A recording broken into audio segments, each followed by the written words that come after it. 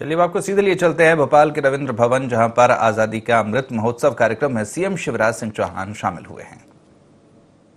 सकते थे, सजा मिली, 15 कोड़े पीठ पे खाने की, शर्ट उतार दी गई, लिटा दिए गए, कोड़ा सड़क से उठता और पीठ पे पड़ता, रक्त छलछला जाता, लेकिन कोड़ा उठता और जैसे पीठ पे पड़ता आवाज आती, भारत माता की जय।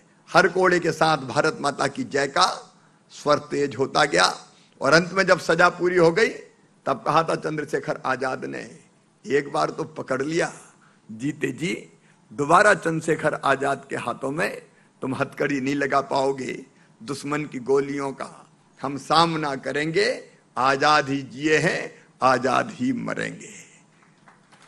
और अपने साथी की गद्दारी के कारण इलाहाबाद के एल्फ्रेड पार्क में जब घिर गए तो बहादुरी से लड़ते रहे, अंग्रेजी सिपाहियों को मारते रहे और जब उनकी माउजर में आखिरी गोली बची तो भारत माता की माटी उठा के उन्होंने केवल इतनी कहा, मां मुझे माफ कर देना, मैं तेरी इतनी ही सेवा कर सका। और कनपट्टी में माउजर अड़ा के ट्रिगर दबा दिया, अपने जीवन की लीला को समाप्त कर लिया। जीते जी अंग्रेज उनको पकड़ नहीं सके।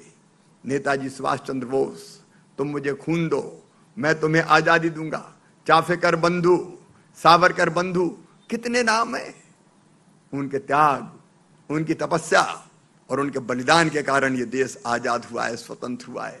मैं नई पीढ़ी के बच्चों से कहना चाहता हूं, तुमने तो इनमें से हो सकता है कई के नाम ना सुने हो, लेकिन आज हम ये संकल्प लेते हैं कि आजादी 75 के इस वर्ष में हम साल भर ऐसे अनेकों कार्यक्रम करेंगे जो अमर शहीदों की स्मृति को ताजा करेगा, उनके बलिदान को जनता के सामने लाएगा और हमें प्रेरणा से भर देगा।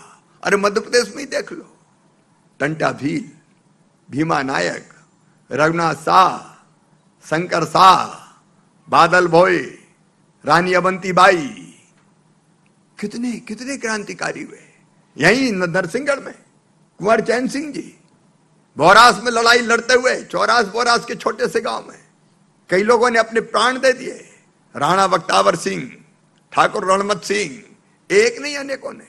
क्या इनकी कहानियां हमारी नई पीढ़ी को नहीं जानना चाहिए? क्या इनके बलिदान से हमें प्रेरणा नहीं लेनी चाहिए? अभी हम चर्चा कर रहे थे धीरज सेठ जी से, त्रिपाठी जी से, कि मिलके अनेकों कार्यक्रमों की रचना करेंगे।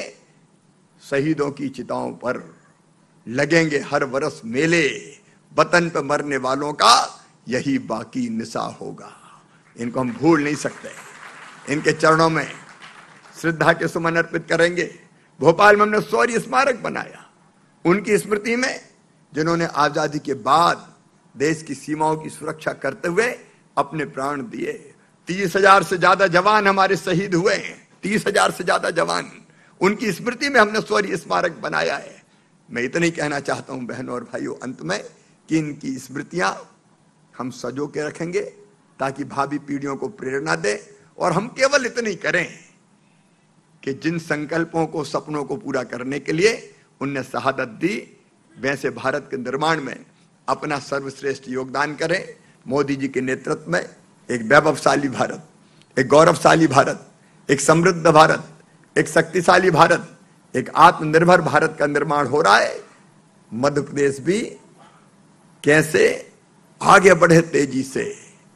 समृद्ध मध्य प्रदेश, विकसित मध्य प्रदेश, आत्मनिर्भर मध्य प्रदेश, और वो बनाने के लिए हम जहां जो भी काम करते हैं पूरी निष्ठा और ईमानदारी से, केवल अपने लिए नहीं अपने देश के लिए भी करें, अपने प्रदेश के लिए भी करें।